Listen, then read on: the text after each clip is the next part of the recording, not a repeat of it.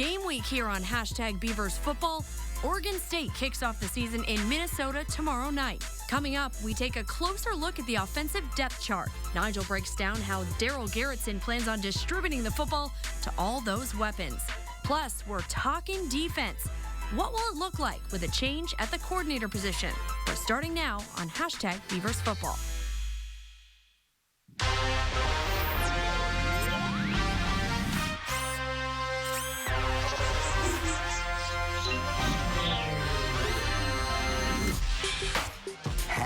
Beavers Football is brought to you by your local Toyota dealers. Toyota, let's go places. Welcome, everyone, to #Beavers Football. We are inside Blitz Lad in southeast Portland, getting ready for the big season opener against Minnesota. I'm your host, Amanda Maynard, alongside Matt Severson, James Dockery, and Nigel Burton. Guys, this time tomorrow, again, they're playing the Golden Gophers. What do you remember about, season openers or the night before big games? What are the emotions like? Oh, mine was unbelievable. I just turned 18 years old. I was we were playing LSU, who just won the national championship the night before. College game day was there. Shaquille O'Neal was on the Shaquille O'Neal was on the sidelines. It was unbelievable. Yeah. Wait, Shaq was there? Shaq was on the side. He looked like someone standing on someone else's shoulders. That's funny. I think about a big game in college football at USC, my first time going back home to California to play in front of all my family and friends. And I had the same roommate in college, luckily, throughout my playing career. And we would just sit back and watch Discovery Channel. No football, nothing too serious, just real laid back. I'm still shocked Shaq was there. I was there. I was at that game. How did you miss him? I thought I pointed him out to you, man. I don't know. I just remember that big old tiger that was sitting there. Going back to Washington, I remember my first start was against BYU. It was the second game of the season, and all I cared about, I went to my coaches. I said, listen, did you get the depth chart to ABC? Because they're calling the game, and Keith Jackson, I just want to hear him say my name. That's all I care about. That was my dream, was to have Keith Jackson call my name out for making a play, and that happened. And after that, I was pretty much done. All right. I love it. Complete. Well, it is, certainly a tough schedule for them this year. We're going to start by taking a look at the Pac-12 media polls, which have the Beavers dead last in the Pac-12 North. But, of course, we're going to start with a non-conference slate. The Beavers have Minnesota, then Idaho State, and then Boise State. James, we'll start with you. Who do you think is going to give them the most trouble? I'm going to go with Minnesota. I think, like we talked about last night on Talking Beavers, we don't traditionally do too well traveling, to the Midwest. And just with that style of football, it's a lot different than what we see on a week-to-week basis outside of Stanford. I like our Beavers' chances, but, again, I think that Minnesota will be the toughest one out of the three. Yeah, I totally agree. I think it's going to be Minnesota. I know Boise State. I think Matt was talking about Boise State and things, and I get that. I just think, being at home with a young football team, it's game 3, the energy of Reeser, I really could see the Beavers giving Boise State all they can handle and possibly coming out with a win. I think going on the road, first game ever, Daryl Garrettson, a rebuild offensive line, some things. Yeah, it's going to be a tough environment, but one I think definitely the Beavers could overcome. Yeah, I understand what you guys are saying. I have a really good friend that played defensive tackle back at Boise State, so if I don't say them, he's going to be all over it. But Boise State always seems to play tough, and they always seem to come out of nowhere and get into a big bowl game by the end of the year. And I remember we played them twice at Reeser, and they played us really, really tough and came in there, and fortunately we beat them both times. But I think they always pose a pretty good challenge for us. Yeah, and I covered Boise State for several years, and again, like you said, always kind of gritty guys, under the radar guys, but always come up big. Let's take a turn to the Pac-12 North. Obviously, a brutal division. You're looking at the home schedule. First up, they're going to have, when you look at the conference games, Utah, Washington State, Arizona, and Oregon. What do you think is the toughest of those that you see? Excuse me, Cal. I skipped Cal at the top. Nigel, we'll start with you. Oh, okay. Well, we're just mixing it up in here. Yeah, you're throwing curveballs here. I'm going to go with the guys with that yellow O. I mean, basically, it just comes down to the last time that the Beavers beat the guys with the yellow O was when Matt was a senior, and he decided that he was going to have the game of his life there in Autzen Stadium. It was amazing. That was a long time ago. And it was a little bit. There were more hair follicles when he was playing. There was a lot more of that. And myself. So, I think we joked that we were a bunch of idiot coaches that we didn't have him playing running back his whole career. But I'd say definitely the Ducks. Yeah. Matt, what do you think when you look at that schedule? I got to agree with them. At some point, to get this program going the right direction and take the next step forward, we got to beat the Ducks. And no better opportunity to do it at home. I actually think a couple of those other teams we have on the schedule there are the teams you want to play at home to give us the best chance. Like not to rip anybody, but the Washington States and the Cows. They're not watching. Don't worry about it. Washington State is doing better, right? Yeah, I think Utah is definitely going to probably be the toughest game. I like Oregon and what they can do. Obviously, they're a good team, but I like to lean on defenses, and I think Utah has the best package when you talk about defense and special teams. So I think defense and special teams is what travels, better than anything else that you can produce as a team. So we're going to say Utah. All right, going on the road, Colorado aside, this is no knock on Colorado, but this is a pretty tough road schedule. We need to look at that grouping at Colorado, then at Washington, at Stanford, UCLA. Who do you think poses the toughest challenge there? James? Everybody? No. I know. Why even pick one, right? I know Stanford traditionally the last few years has been, the class of the conference. But, from everything that I've read, everything that I've read and everybody that I've listened to, even Coach Burton, he sees a lot of Pac-12 teams. UW up in Seattle, they look very scary. So, that's going to be a tough one. Well, Burton's going to give UW the nod because that's where he played. I'm going to have to go with Stanford. McCaffrey, unbelievable. The things he did. He made some plays last year that was just like I stood up and applauded in my living room because that guy is just crazy, the things he did. And front runner for the Heisman, right? Or right up there in the top 3. So we better grow up in a hurry because that's a tough road schedule, but I think Stanford's going to be the biggest test. Can you take your UW fandom aside to really answer this question? I was basically at Oregon State longer than I was at UW. So, Coach Riley used to say we always win in Husky Stadium. And, I think of what Oregon State, how well the Beavers played against Stanford last year. I actually think UCLA, when you think of the mental edge that UCLA will have over the Beavers, anybody who was in that stadium last year, that was one of the hardest games to ever sit through and watch. I turned the channel, and I sit at the Pac-12 network, and I was trying to turn the channel. I didn't want to watch that thing. So, I think that's going to be a tough one going to the Rose Bowl. A lot of those kids going back home, Josh Rosen, there's a lot of athletes. All right, much more to come. Make sure to jump onto our Facebook page in the middle of this break. Check out our Facebook page, facebook.com/CSNNW for all your Northwest sports. Right now, you can actually catch up on Dwight James's take on the Beavers pulling an upset in Minnesota tomorrow night. And still ahead, Minnesota is in the midst of a transition as well. Tracy Claeys in his first year as official head coach. What kind of team will the Golden Gophers be this season? But up next, we take a closer look at the Beavers' depth chart on offense. Who can be the X factor in this group?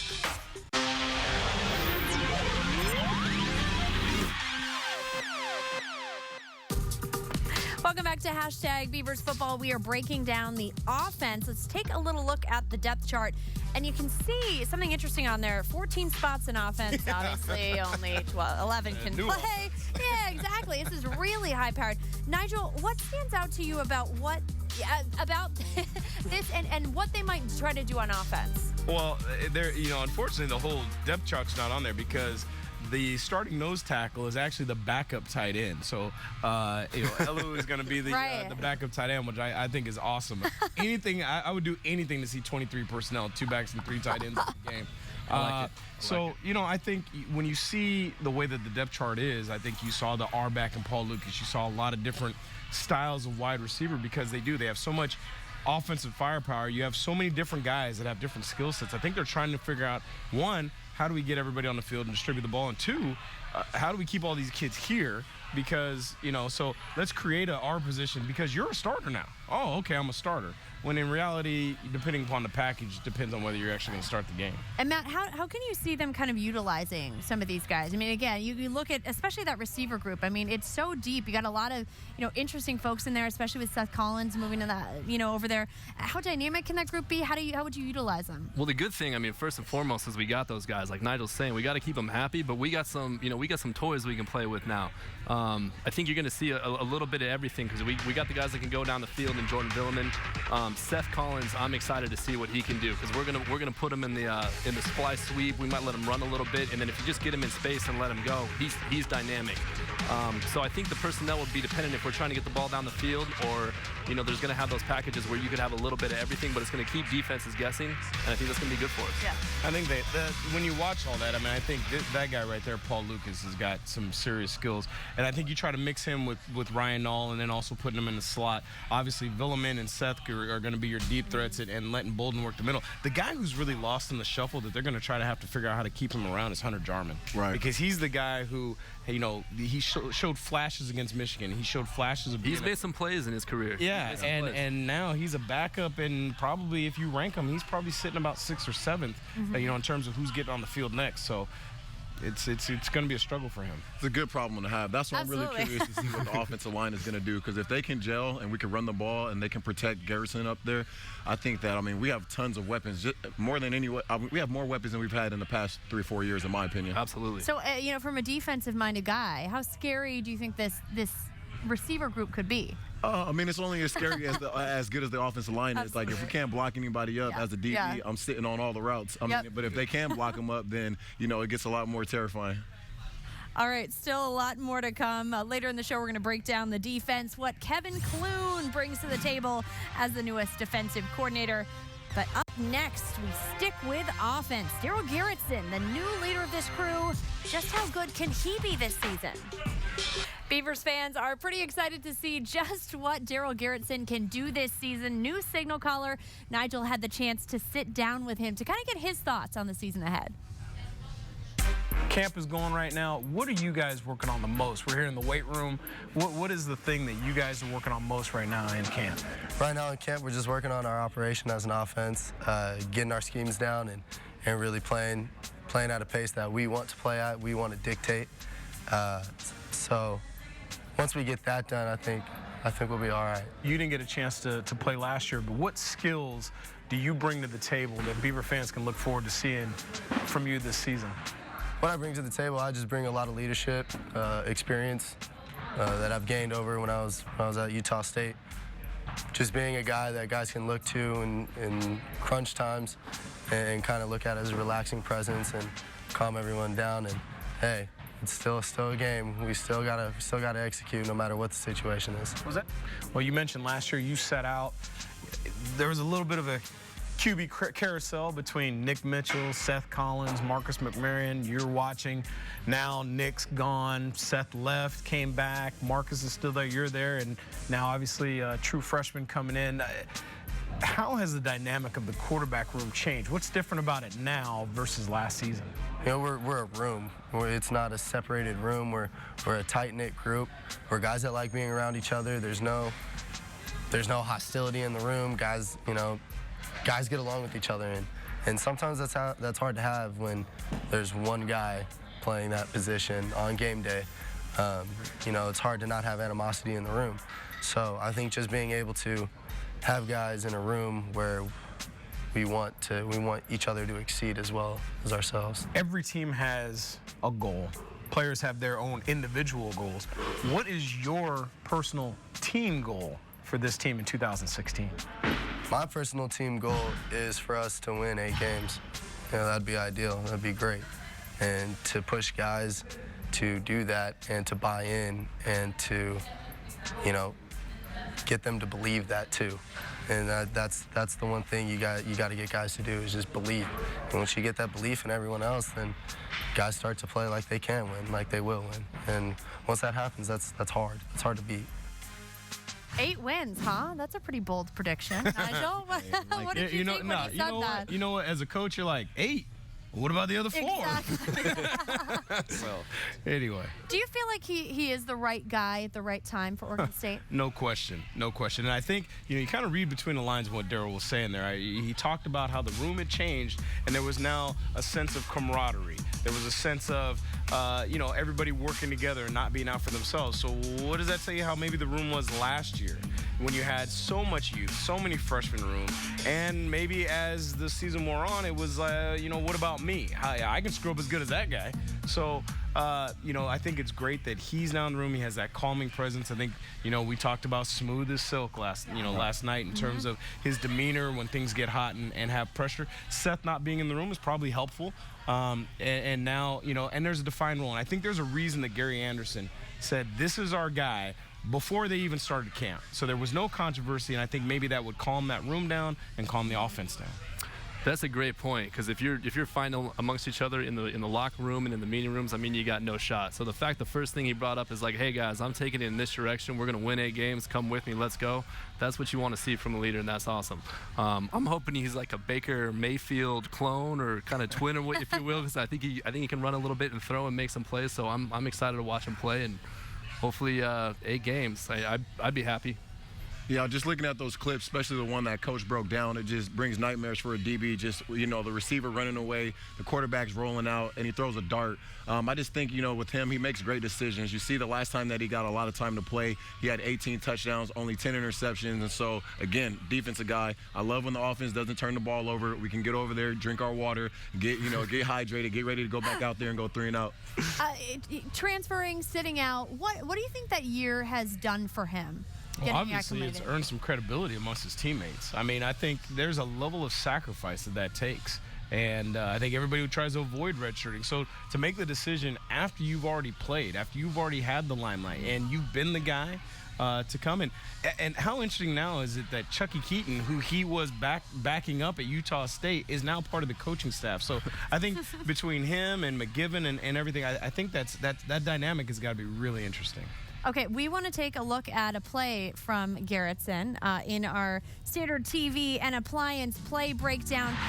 Nigel, take us through this play. This is from the spring game, right? I'm still upset with this picture. Yeah. I got a little bit of gut there. But anyway, the thing that's special about him, look at the situation now. It's down by 4. Now, that's second half, not second quarter. 52 seconds left. It's 4th and goal. So for his team in the spring game, it's coming down to the wire. This is clutch. Now, you can see the protection breaks down.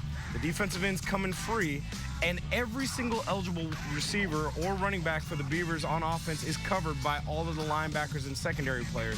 And you can see that he, off balance, throws an absolute dart to my man, Trayvon Bradford. Now, that being said, once again, you can see the angle he has to throw this ball with 2 guys in his face, hands up.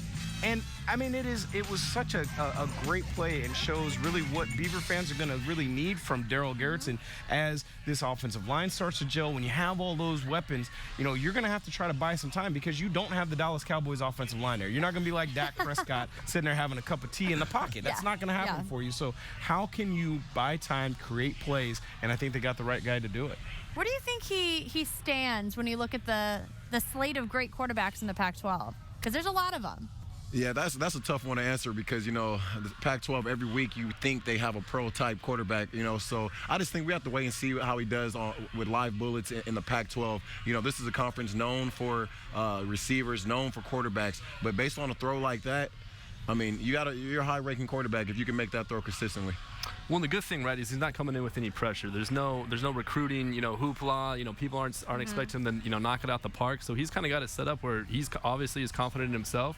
He's confident in his teammates. He's got a lot of weapons, like we talked about, and it's just kind of out there for him to say, hey, I'm going to take the bull by the horns, if you will, and I'm going to start making plays, and hopefully by midseason he's going to start getting a lot of attention. I don't know that you could really answer that question, to be perfectly honest with you, because you've got only 4 out of the 12 teams even have returning starters coming back. I mean, he's not Josh Rosen. That guy's going to be right now, he'd have to screw up not being a number 1 overall pick when he comes out. Luke Falk, you've got Jake Browning, you've got a new Solomon down in Arizona. But other than that, I mean, everybody else was kind of an unknown commodity at their team. Obviously, Davis Webb at Cal had, he has some pedigree from what he did at Texas Tech. But, it'll remain to be seen. But hopefully he's efficient. And that's all you really need. Yep. Right? You got those kind of weapons. Just be efficient. And like James said, don't turn the ball over. My man needs to hydrate. All right. Still much more to come here on #Beavers Football. A little bit later in the show, the defense struggled mightily last season. Will they be any better under the new coordinator, Kevin Clune? But first, a look at the Golden Gophers. What unit could be causing nightmares for the Beavers tomorrow? Time now for our Widmer Brothers Brewing What's on Tap, and we are going to be taking a look at the next opponent, of course, Minnesota, coming up tomorrow. The team already there. And they're a little bit of a team in flux as well. Tracy Claeys, in his first full year as head coach, took over for Jerry Kill in the middle of last season. But this is his first head coaching job. You saw there that he spent a ton of his time in the Midwest as a defensive coordinator. Nigel, taking over as head coach, how different is that? How challenging is that? Well, I mean, he's at least lucky enough that he knows those kids already, helped recruit them. They're running similar systems, all those different things. Coming in as a guy from the outside like I did is a completely different animal. For him, the tough part is he's replacing Jerry Kill, who wasn't necessarily a legend at Minnesota, but he at least had the program moving in the right direction. Since Tracy took over as an interim, he's only 1-4, and he actually took a lot of the heat for the way they lost to Michigan. You know, down by 3, they have the ball on the 1-yard line, and they figure out a way not to score with 19 seconds left, and it was a clock management issue. So he's got a little bit of an uphill battle right now, and I would say he's got a short string. This would not be a good game for him to lose. Right. What kind of coach do you see him as being? I mean, again, he's worked under Kill, I think, since 2011. In the same vein as Jerry Kill?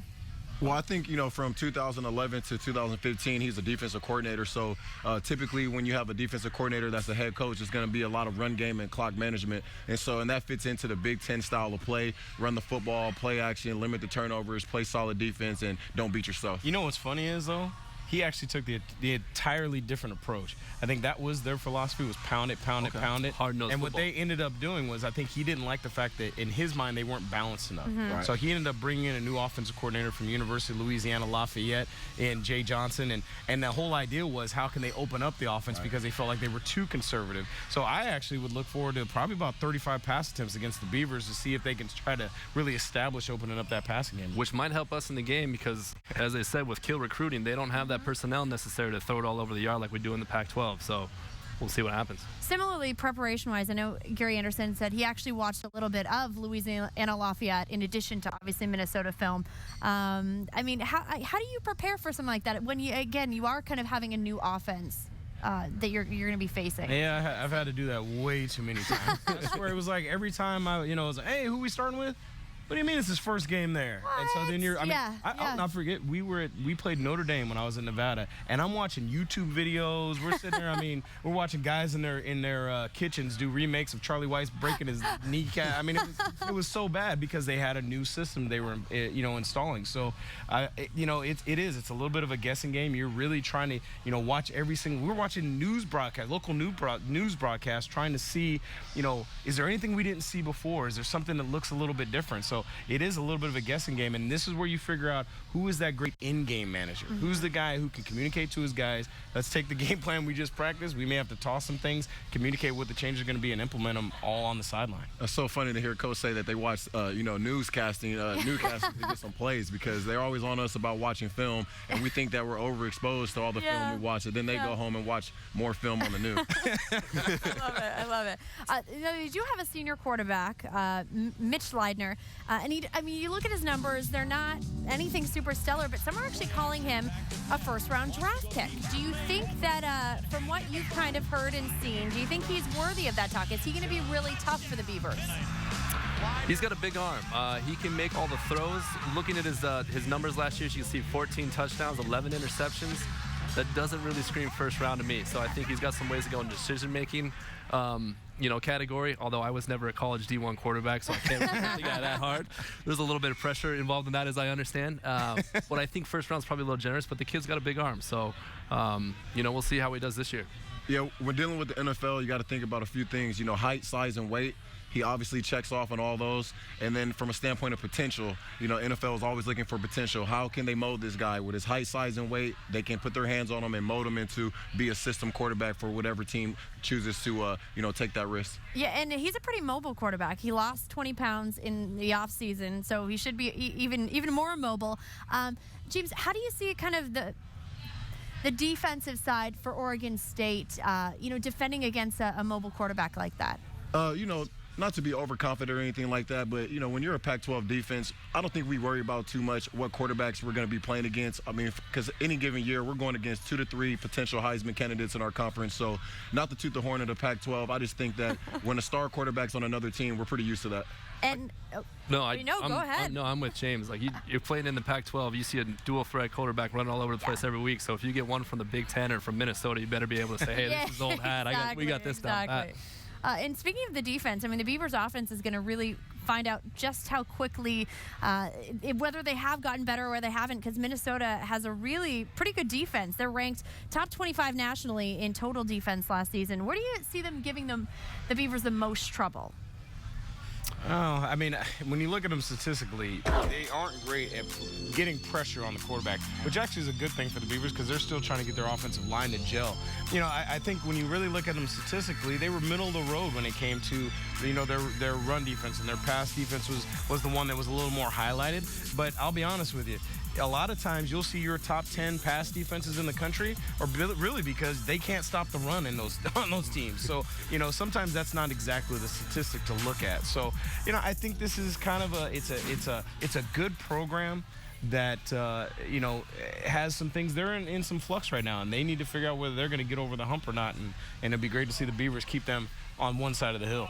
Yeah, like Coach said, I think the numbers can be a little misleading because, you know, in the Big Ten, they're not really known for passing the ball all around. So the numbers may not be like it will be in a Pac-12 where you could beat Washington State and they still threw for 500 passing yards. Yeah. Do you feel like it's a good measuring stick, though, for this offense at this time? I mean, they still have a lot of moving pieces on Minnesota as well. They do. You know, I think it's a good, like you said, measuring stick for us. But being an offensive guy up here with these two defensive guys, I don't think it matters what they put out on the field. It matters what we're going to do, right? Yeah. So if we're going to protect and get those guys the weapons that we talked about, get them the ball, give them opportunities to make plays. It's about how we execute and how we go about our business. I don't care who you got on the other side of the line, unless it's, you know, Ray Lewis and Reed back in the front. Then I'm a little worried about it. But no, you know, it's going to be about how our offense executes, how we run our show and go about our business, and picking up first downs and scoring points. All right, still a lot more to come here on #Beavers Football. But first, I want to give you a look at some of the new stuff the OSU Beaver store has. James was down there. We're going to take a look. Please don't work hard.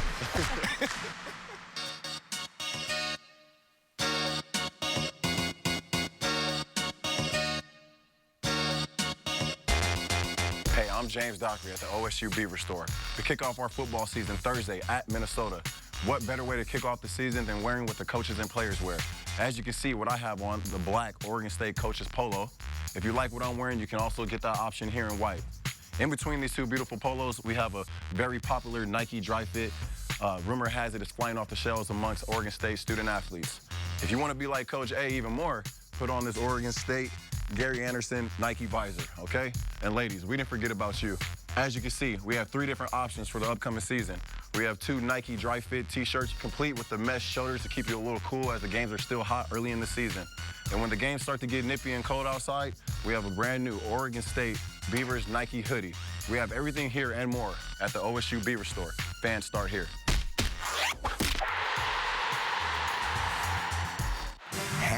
#Beavers Football on CSN is brought to you by Toyota Portland on Broadway. Not all dealerships are created equal. Solitude, pristine and unspoiled. To be here, you have to find the end of the road and then keep going. The trail to this special place begins at Curtis Trailers with a sport utility trailer designed to haul your bikes, ATVs, and other off-road gear. You'll find the largest selection in the Northwest, from easy-to-tow lightweights to large models that can carry 4 ATVs. Let your adventure begin where the road ends at Curtis Trailers, Portland and Beaverton. Beaver Nation, your fan experience starts here. Orange, black, it's all about OSU pride. At the OSU Beavers Store, we're committed to supporting our fellow Beavs. We operate with a purpose. Our nonprofit mission is to give back to OSU students. When you shop with us, you make that happen. Dance off. We got judges. Obviously, it's going to go offense, defense. You'll dance for about 15 seconds. If you don't dance, you're an embarrassment to yourself, okay?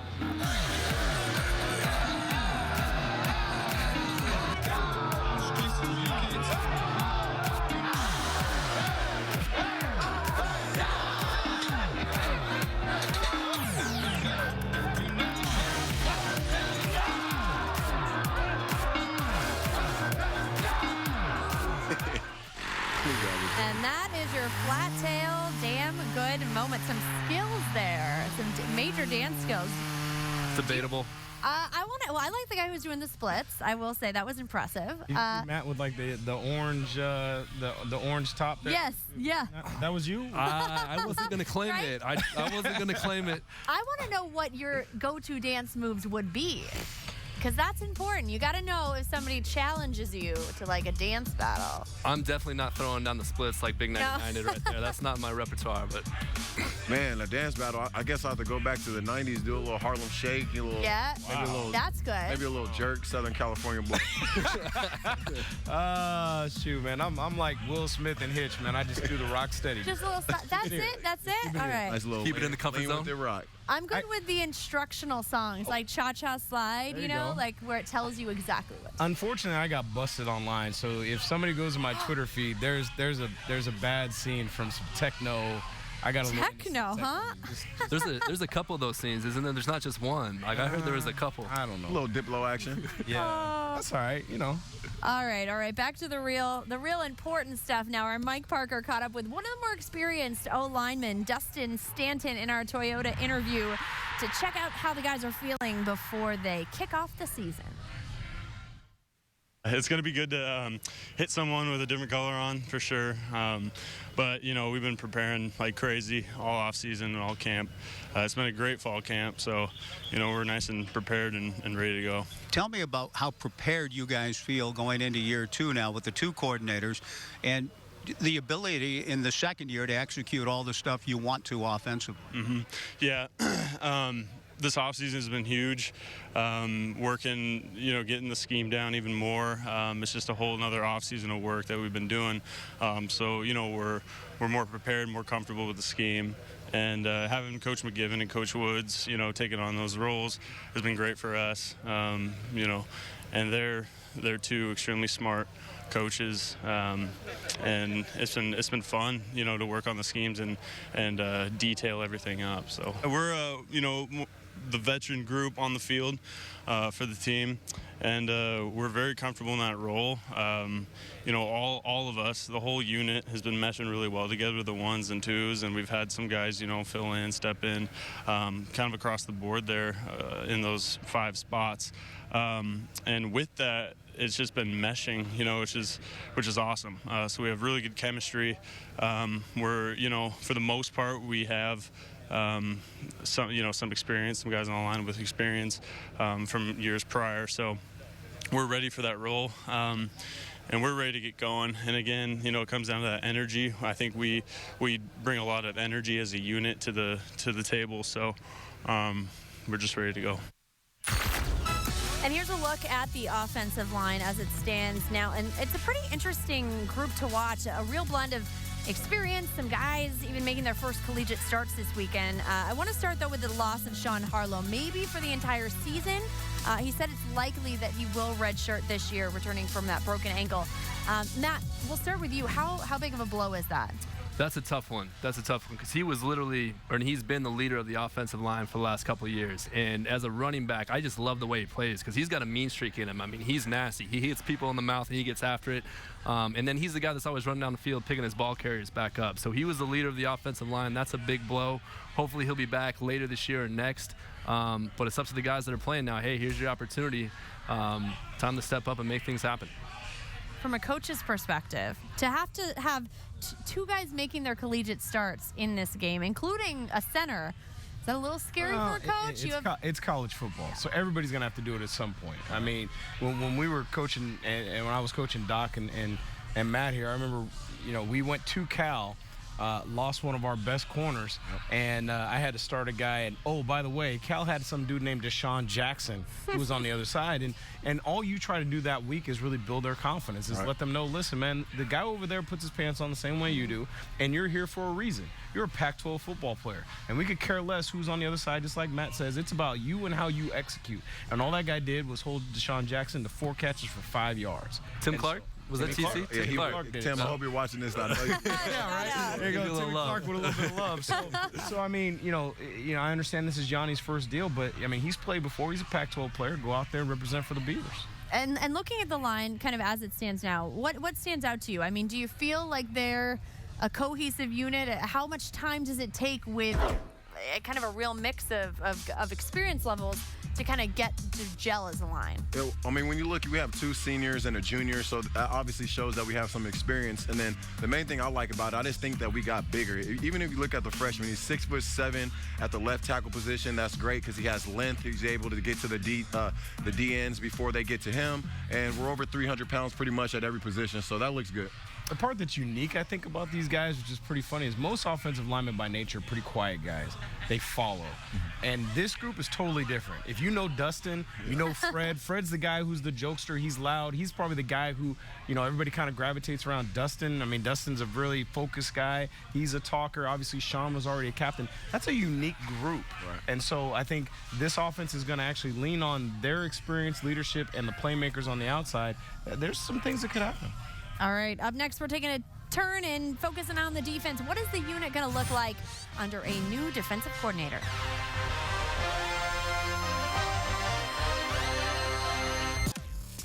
Welcome back to hashtag Beavers Football. I don't know what we're looking at right there. He's looking at his notes right now. Of those moves. Look at that. Saying you don't have First any of all, chance. I'd have won that contest right now. Bright Ugwebu, I'm looking for you, bro. You can back football you want to. You can't shake like that. Yeah. Oh, yeah. Just that on must be replay. jealous. He's got the Michael Jordan tongue going. Michael Jordan tongue going. What beat was that? He said techno. They were playing like techno in the stadium. The worst part was, like I said, it was all off camera. We were just screwing around. Just watch what you do. Exactly. Watch what you do. Folks are always watching tapes. Yeah, you know, I got some moves. No doubt. Moving to the defensive side of things, the Beavers, a new defensive coordinator in Kevin Clune. Plenty of familiarity with Gary Anderson, obviously, being with him at Utah State, and Southern Utah. He said about half of the defense is new this year. Nigel, what have you seen of them during fall? What are the changes?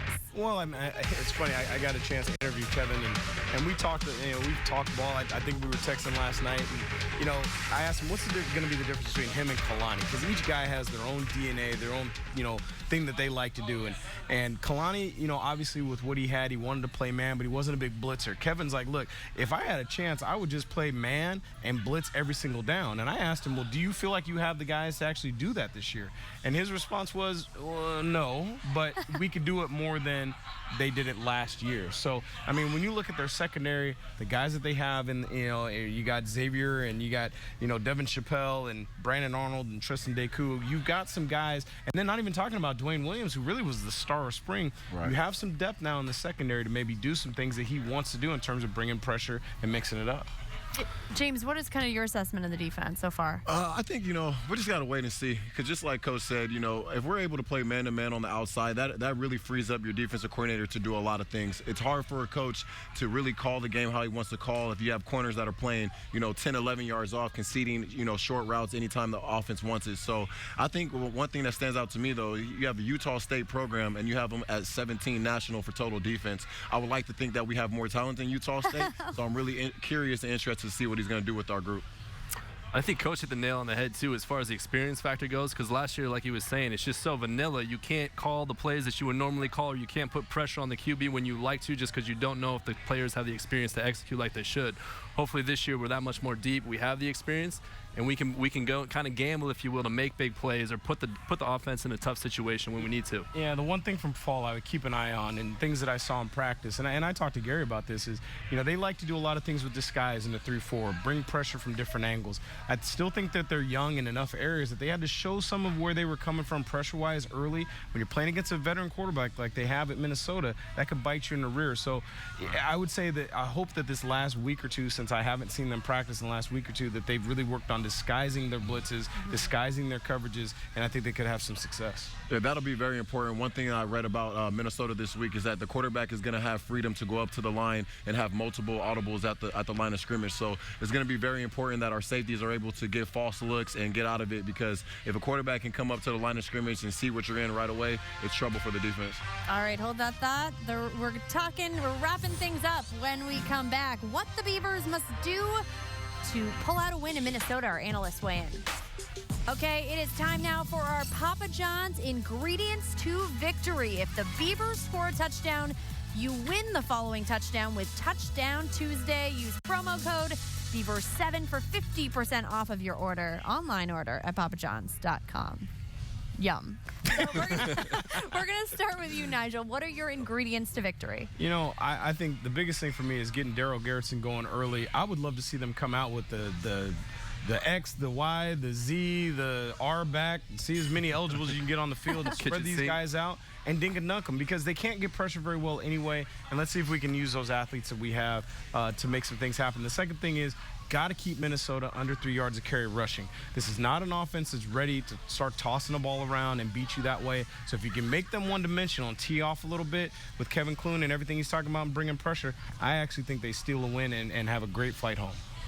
Yeah, who am I? Yeah, you're up, James. We're just going to go down the line. Yeah, on the contrary to what Coach is talking about, my 2 points are Oregon State being able to establish the run game. So we want to see null ball. We want to see that big guy get behind that line and get rolling. Also, on the flip side of that, for the defense, the DBs especially, I'm talking to you, no deep balls. No big runs, free safeties, and no deep balls. Nigel actually stole my point. He needed one right before in the commercial break, so he stole my point of stopping the run.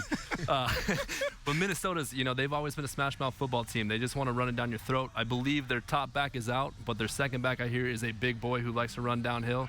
We gotta eliminate that from the get-go and not let them run it down our throat.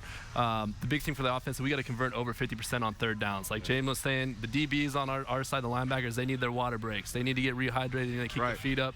But really, we need to control the ball, and we need to, in a hostile environment, we need to control the ball and kind of move our way down the field and at least get a rhythm going, get some momentum, and take the big play when it's there. But converting third down is how that all happens. All right, on the eve of a very big game for the Beavers, are you guys feeling pretty good about this season? What's kind of your gut I think feeling? We might have to fly Doc on it. Yeah, What's the next flight to Minneapolis? I'm so excited. Doc's about ready to put the chalk on and get going. Beavers on Thursday. We got Westview High School on Friday, so I'm really excited about this weekend. Doc's got 2 minutes of eligibility left. Right. Just 2. Well, he's got one big play in there, though. He's got one big play in there left. Do you get the sense that this will be a little bit of a different season than last year for them? Improvement in some way? This is definitely a different team. I've gotten a chance to watch them from beginning to end, and I like we were talking about last night. If I was on a scale of 1 to 10 last fall, they were -1. This year, I think they're about a 6. I mean, they have definitely moved in the right direction. Hopefully, it turns into wins, but this is a much improved football team. Excited for the start. Can't wait. I guess, me, overly optimistic about my Beavers, whole Beavers. All right. Thank you so much for joining us tonight. Remember, Inside the Huddle is coming up next, featuring Coach Anderson. He'll break down the big game. We'll see you next week.